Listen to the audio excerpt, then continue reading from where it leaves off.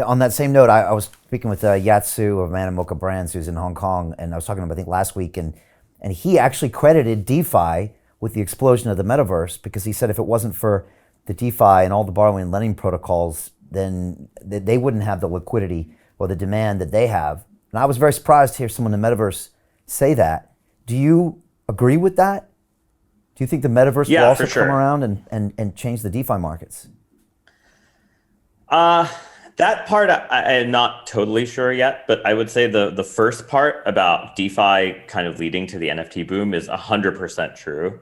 So I think a lot of people who um, made money during DeFi summer rotated a lot of that capital into NFTs, and pretty aggressively. I would say like a lot of the run up, the first run up, sort of like the NBA Top Shots post DeFi summer run up in NFTs was driven by people who were kind of successful at DeFi summer. And then I think the second run up in February was started more by DeFi off Ethereum on Polygon and Solana and AVAX. I Right. think Avalanche might be a little later actually, but definitely Polygon Solana early and then Avalanche later.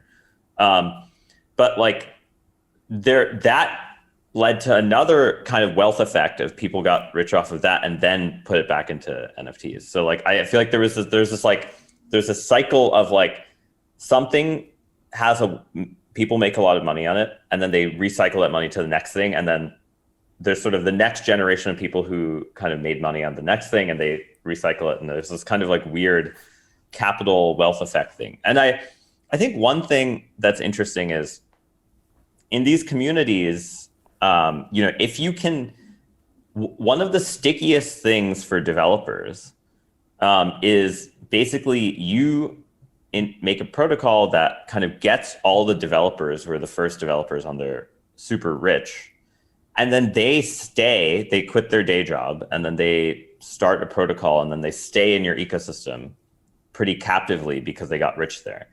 And I think that's something that differentiates maybe like Solana and Avalanche from say Cosmos and Near, because there are just not as many people who on Tezos, like there's just not as many people who kind of got squad wealth or whatever the current phrase is out of that, and that doesn't like lead to your ecosystem growing, and then there's this huge cycle. But yeah, I think DeFi led to NFTs, which led to sort of DeFi on other chains, which led to like the bigger NFT boom that we saw. Um, And while we're on NFTs, I guess I'll finish out with that. I mean, you're right about who owns. I mean, we had Stanley Kulichev in the studio, and he has like 2,000 NFTs, and he was showing me on his phone, and he's like, I've never sold one. And he said, Brian, we want to finance these someday. It's the same way we finance fungible tokens. And, it's a pretty bold aim. Do you see that happening anytime in the future? Will you be doing analysis with NFTs?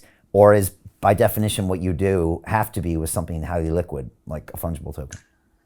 yeah, I mean, so one of the reasons actually, I run this sort of small fund with Robert Leshner called Robot Ventures. Yeah. One of the reasons actually we were sort of the first investor in a company called Fractional, which does fractionalized NFTs, is that I do think that the borrowing and lending markets for the NFT world will be quite different than the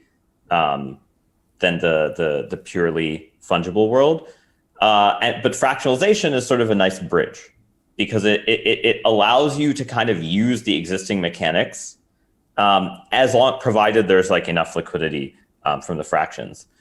And I think fractionalization will be kind of an interesting tool over time, especially as we've seen people have these like collective ownership of NFTs. And that I think will actually be able to get into risk products. I think the other type of product will be a little more like a derivative, like a pure derivative rather than fractionalization. But yeah, I think financing NFTs is very similar to real life construction financing and large project financing. So it is the thing that resembles the majority of capital work that happens in the real world. Because yes, over collateralized lending like Compound and Aave is very popular in the real world, right? Like home equity loans or like people borrowing against their real estate. but it's not that big as a percentage of the market, right? It's like sub 5%, something like that. If you add securities loans, it probably goes up to like 15%.